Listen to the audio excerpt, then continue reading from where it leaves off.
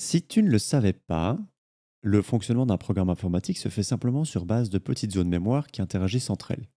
Alors tu sais qu'aujourd'hui, la mémoire d'un ordinateur peut être immense et tu peux en avoir de plusieurs types. Mais ce n'est pas le sujet. Ce qu'il faut savoir, c'est que toutes ces petites parcelles de mémoire, qui contiennent des valeurs précises, vont interagir entre elles pour faire en sorte que ton code fonctionne. Ces petites parcelles mémoire auxquelles je fais allusion, on les appelle des variables. Tu peux considérer une variable comme étant ce que tu veux. C'est celui qui code le programme qui décide en fonction de ce dont il a besoin. Regarde, par exemple, ici, je vais créer une variable qui s'appelle mon prénom et je vais lui donner la valeur de Bruno. Parce que je m'appelle Bruno, je te jure. Avec ce petit code, je vais avoir une première toute petite parcelle de mémoire qui contiendra le texte Bruno. On peut faire un autre exemple avec une variable mon âge qui contiendrait la valeur 29, puisqu'en ce moment même, j'ai 29 ans. Bon, t'as pigé quoi. Et ces parcelles de mémoire, elles ont une adresse unique qui permet de les retrouver. Alors évidemment, ce ne sera pas la même adresse que toi et moi, ici c'est une adresse en binaire. En gros, c'est une suite de 0 et de 1. Tu as la possibilité d'afficher ces adresses avec les fonctions print, bin et id, mais ce n'est pas vraiment un point important. C'est juste que pour afficher cette adresse, tu peux écrire ce code-ci. Tu comprendras le fonctionnement de ce dernier à terme. Et c'est seulement après avoir exécuté ton programme que l'adresse de ma variable mon prénom va s'afficher dans la console. Comme je te l'ai dit, ces petites parcelles de mémoire que je vais appeler variables à partir de maintenant, elles vont interagir entre elles pour faire fonctionner ton programme. Et des interactions, on en retrouve quelques-unes. On peut additionner, soustraire, multiplier, faire un exposant, diviser, faire une division entière et faire un modulo. Dans la configuration qui se trouve actuellement à l'écran, tu peux voir qu'on va faire interagir les variables a et b qui valent respectivement 1 et 2. Alors, je ne vais pas te faire l'affront de t'expliquer ce que font les additions, les soustractions, les multiplications et les puissances.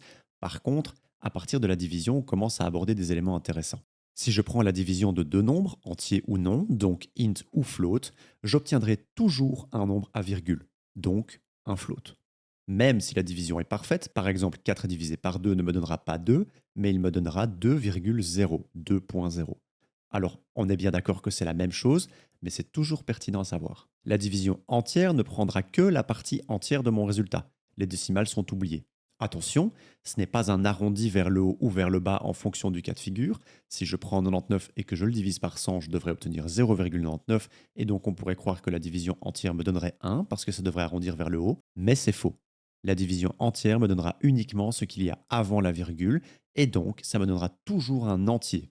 Dans l'exemple énoncé, 99 divisé par 100, j'obtiens 0. Un entier, pas de virgule. Ensuite, on peut aborder le modulo, qui peut grandement simplifier la vie des nombreux problèmes dans le monde de la programmation. Ce dernier ne donnera pas le résultat d'une division, mais il en donnera le reste. Par exemple, si je prends 10 modulo 3, mon reste sera de 1, parce que 3 peut rentrer 3 fois dans 10, ce qui me donne 9, et il me reste donc encore 1 pour arriver à 10. 10 moins 9 donnera 1, à savoir le reste justement. Un autre exemple serait de dire que 3 modulo 5 me donnera 3, parce que 5 va rentrer 0 fois dans 3. Et donc 5 fois 0 me donne 0 et 3 moins 0 me donne 3. Un dernier exemple qui pourrait être intéressant serait de dire que 8 modulo 2 me donnera 0 parce que 2 va rentrer 4 fois dans 8. Il ne me restera donc plus rien. 4 fois 2 me donne 8, 8 moins 8 me donne un reste de 0.